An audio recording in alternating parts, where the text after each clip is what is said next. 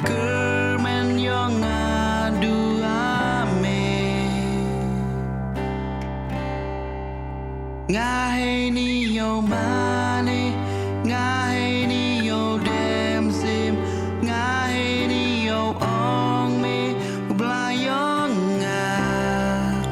Me dan wa maya Me dan wa em hok Me dan wa pela Tam yang nga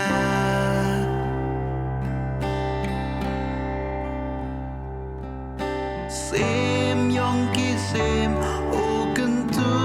warom ya me Warom abneng chadron Day was nhau kiên Wan mi te ni cha pertai Nei ba i ma ya ya nga Ngahe ni yo mane Ngahe ni yo dem sim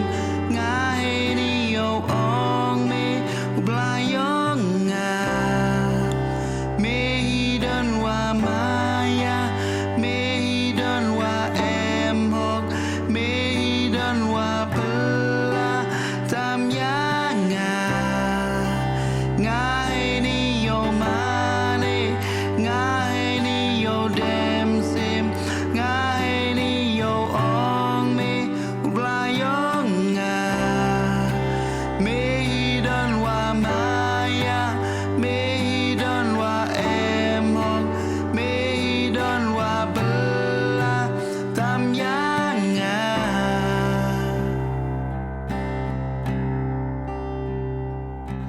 ye de o usu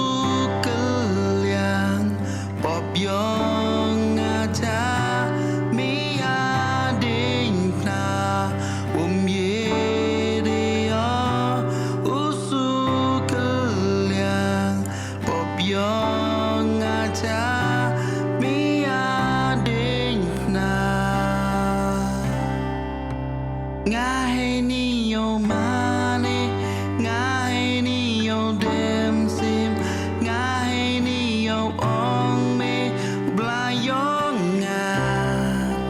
Me dan wa maya Me dan wa